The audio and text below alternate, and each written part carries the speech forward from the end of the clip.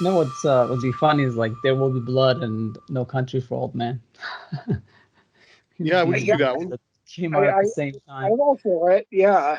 I mean that might be a long episode because there's a lot to say about both those movies. No, but I it's was it's just talking to approaching. a buddy of mine about those, and I was surprised that um he was uh not he expressed a feeling of them both being fairly overrated in his mind, and I was just like, whoa. I mean, I could definitely see I've heard people have problems with one or the other, but I was very much surprised, I'd say, to hear him say that. I know a lot of people uh, came out of No Country for Old Men thinking, "What the hell did I just watch?" Yeah, Um, Oh yeah, it know, was like out of nowhere. I mean, the ending was definitely smack in the face, slap in the face type of thing. yeah. Oh, actually, I would kind of disagree with that. I think that most people had a problem with the ending because they felt like there was no smack in the face. They felt like it just fizzled out. And when I watched it, I was just kind of like,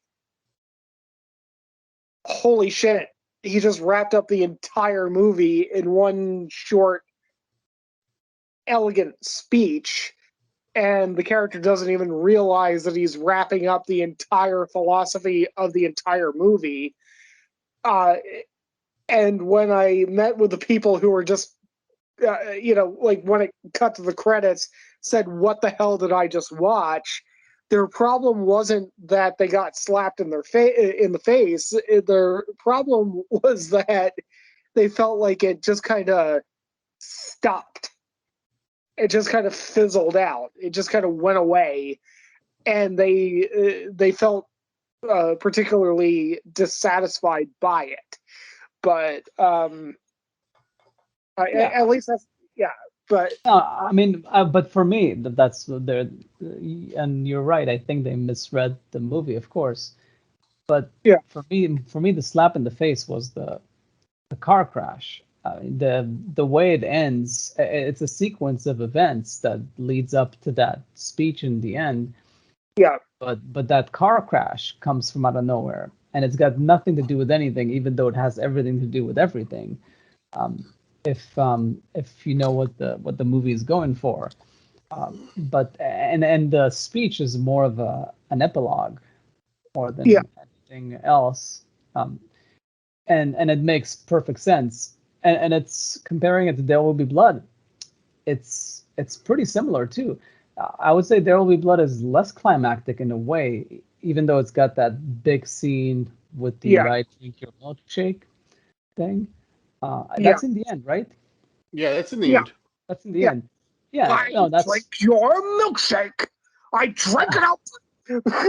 it was a pretty epic scene. It was a good Yeah, climax, but it was just them in a room, and then the beating and the smashing, and then when he says, "I'm I'm finished," finished. it's a similar thing to the No Country for Old Men. It's just a very succinct speech. There's definitely some definite similarities, considering that they really are fairly different movies. There's a lot of things that seem to line up with them for sure. Yeah, it's actually kind of an interesting conversation. Like, which final line in the movie sticks out more or impacted you more? There will be I'd have to blood. rewatch them again. Yeah, there will be blood. I'm finished, or No Country for Old Men, and then I woke up.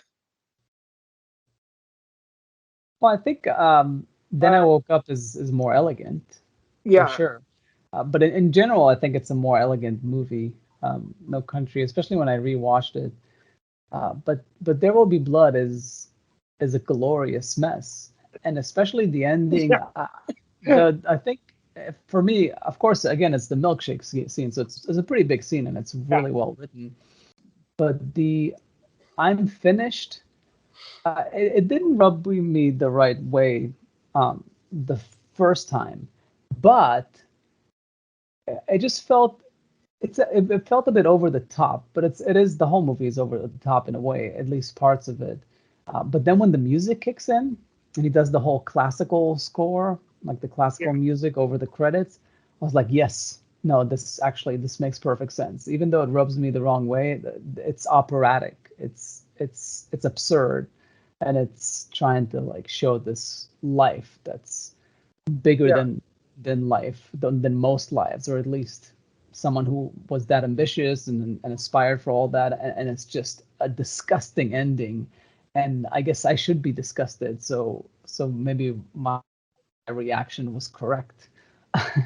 So so it's they're I mean I they're very different movies, but it's just that they came out at the same time and they both basically was in the Oscar race. And I always felt There Will Be Blood was the better movie, but on a rewatch, No Country is really just monumentally a good movie. It's definitely up there, but There Will Be Blood is, to me, just really just took it to another level.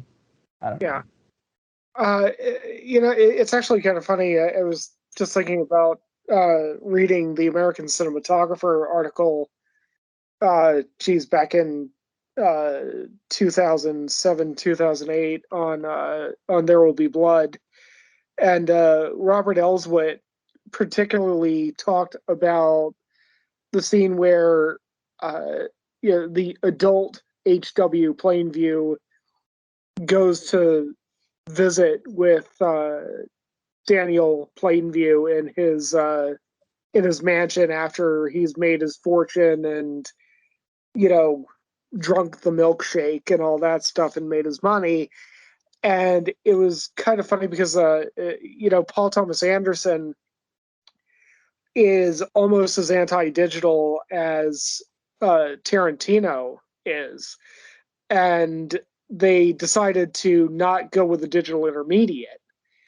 And as far as I'm concerned, the lighting in that one scene, the actual cinematography in that one scene, is actually my favorite in the entire movie. And that was the specific scene that Robert Elswit pointed out to in American Cinematographer, saying that was where he wished that he had a digital intermediate so he could go in and fix certain things.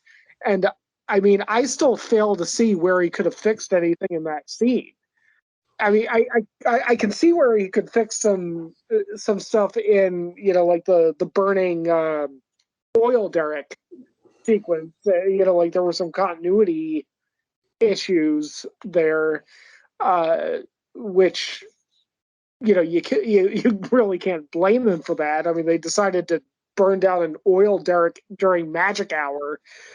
There are going to be issues with that, but I'd have to rewatch that scene because I remember it very specifically, but I don't remember anything about the way it looked. Just the conversation that the characters have. Yeah, well, I mean that's probably a testament to how well it was shot that you don't remember it. Yes. But yeah, I mean, I haven't. I don't think I've watched the movie since we saw it in theaters. Oh, I mean, maybe I saw it one other time. Maybe. Yeah. You're talking about the scene with the milkshake, like the ending? No, the one right before that, before. where his adopted son comes back and talks to him. Yeah, from my recollection, I'm not sure if I was a huge fan of the lighting in that scene. I mean, it was good. I don't think it stood out as a badly lit scene, but I thought you were talking about the ending scene, which is actually very bare, very just sort of bowling alley lighting. Yeah, no. So it's very simple and harsh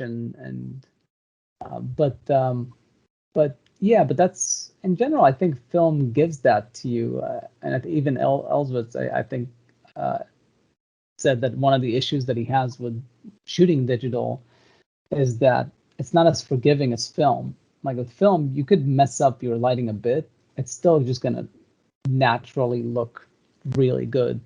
But with digital, if you really don't nail your lighting or at least fix it in post, it's going to show. Like it really shows. Like it kind of separates the good ones from the not so good ones that relied on film to beautify their images all those years. Yeah. Yeah. You can beat the living shit out of film and it'll still give you something nice. You can't really do the same thing with digital. No, but I think, but obviously, if you come up from the digital world, if you've shot most of your stuff on digital, then you're aware of that. So you tend to not use too many harsh lights, especially for as a key, all those things that just don't work as well with digital, unless it's a very specific look that you're going for. Like, for example, I think a good example is American Psycho. It's one of those movies. The whole movie was shot with harsh light, and every time I watched the one time I watched that movie is like, wow, this movie would look like shit if it was shot digitally. Yeah. The only thing that salvages the look of this movie is that it was shot on film. You cannot shoot that movie digitally; it would just not work. We've seen it. It was called Dexter, the TV show. It looks like that. Dexter had that issue. I don't know if it was all the seasons because they've had different DPs, but there was it was definitely a terrible looking show. There was something there. They were doing like this harsh light, and I think it was the American Psycho might have been the inspiration, but because it's it's a serial killer and it's a harsh world, harsh soul. Well, it doesn't help that with Dexter, you have. Let's just assume for a moment that you're right. That they're like, oh, this is one of the most popular, movies about, about psycho killer people, whatever. And it's like, let's just take our inspiration from this. You've got all that harshness that you're talking about in the lighting, and on top of that, you've got a Miami color scheme. Well, I mean, especially with early Dexter, they didn't even get their exposure right. There's a lot of it's an ugly show. That's sorry. Because it's going for something. It's trying to be different. A lot of shows, The Expanse would be another one. Like when I watched the first season, it's kind of an ugly show, but it was going for a similar thing. Only it did it maybe slightly better than Dexter. It was more moody. It was not as, but there was some overexposure. There was a lot of harsh lights, but it was trying to create this harsh universe.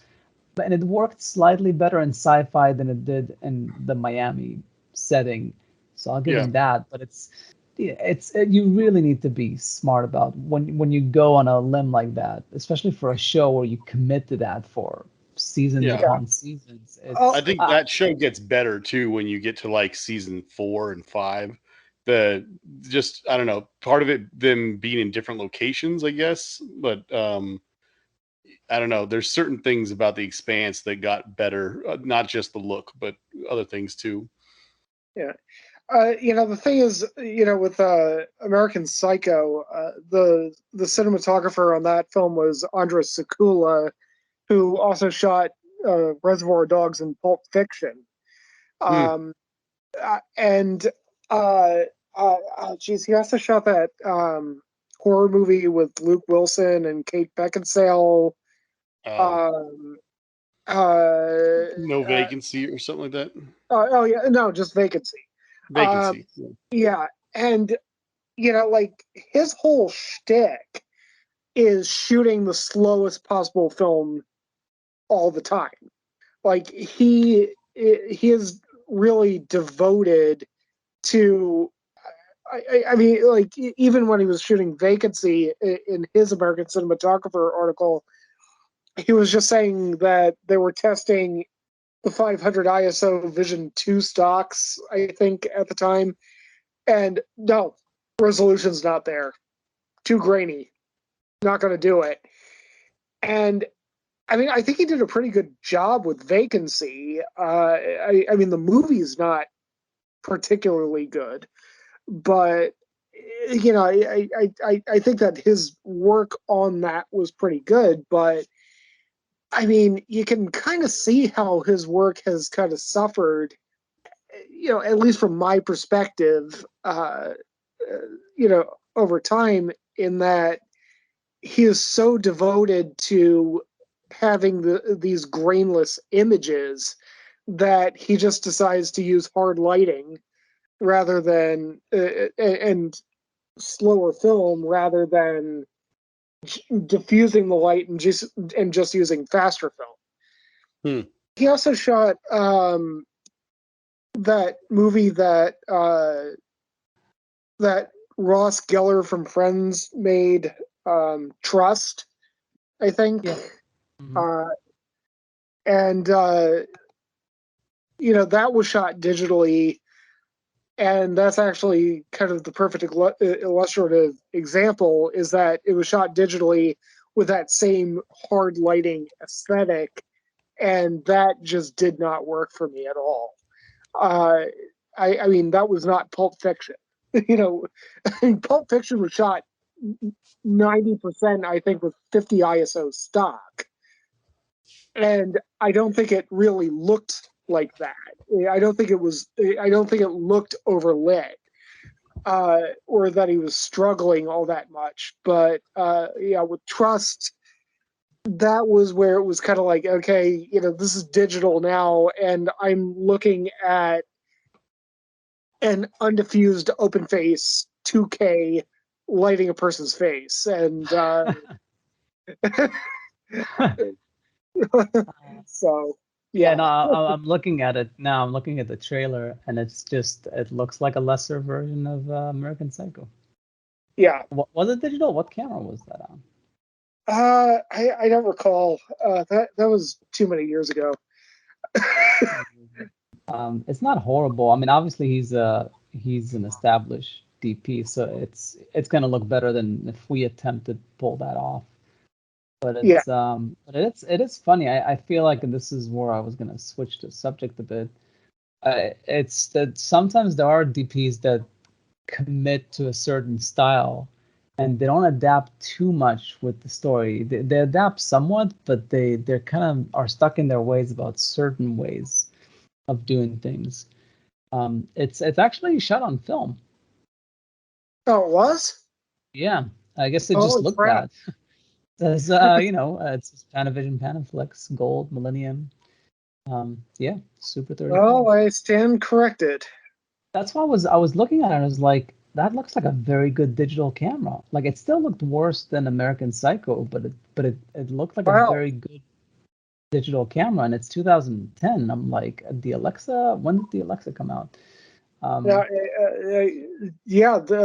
I stand corrected. And that's, I think, the first movie that I've ever mistaken as digital that was shot on film. So, well, good for him. Well, bad for, I don't know. Well, good on David Schwimmer for shooting on film. Well, it's 2010. I mean, when did I think it really kicked in? I guess 2010. I was already like in full swing, the whole digital. Yeah. Yeah, I'm sure we can look at some. And by the way, that's not a bad movie either. I mean, it's not a great movie, but it's if you're struggling to think of a movie to watch for 2 hours, Trust is pretty good. And it's kind of weird that Clive Owen flew under the radar the way that he did. I mean, anyway. Yeah, so I was gonna say a very odd example to bring up for like DPs that are set in their ways is, in many ways, I feel like Roger Deakins is pretty set in his ways, even though he's amazing, and it only proves how easily he transitioned from film to digital, because he's so good at what he does, and it's so understated and it's so good looking. but he has this thing of he always just gets this very sharp, good glass to get the clearest image, and he doesn't mess around too much with the digital image, like with the LUTs and all that. He doesn't go crazy. I think he went a little bit with the 2049 because it was science fiction. That's why he won, I guess, an Academy Award, because he really went all out for that movie. Yeah. But it wasn't dirty. It was clean. It was a very clean image. It wasn't trying to be the original Blade Runner, especially you just can't reproduce that dirtiness with digital. So yeah, there's something about his image is always pristine, always clean, and it looks good, but it doesn't have, he doesn't vary as much in his character. Like he's consistent, but there's not a huge difference between his movies. He's just got a look. That's his look. It's very natural, and at the same time can be very dramatic depending on the moment, the scene, the movie. He uses colors really well when he needs to. But I and it's more from his podcast too. I'm listening to, he talks to all these EPs, and especially younger ones that are all into using different lenses, different LUTs, like all these different ways, especially with the digital cameras, to get a different look for each project. And adding grain, you don't see a lot of grain. Like he doesn't play with adding grain into his digital image. He just doesn't mess with that stuff. It's like, I want a clean, clear image, and it works for me because I'm the shit. Like because it just looks that good. Other people just need to beautify their images in other ways, not because they're hiding their work, but because they're trying to shape the look to the movie. So yeah, and I feel like in a way it limits him. Like you're not gonna see him go off and do something. I mean, I hope, yeah, but he's maybe too old to do that. But maybe he'll prove me wrong. Well, But, I mean, I'm not going to get the quote entirely right, but I think Orson Welles said that something along the lines of the enemy of creativity is a lack of restrictions. And Roger Deakins talks about this too in terms of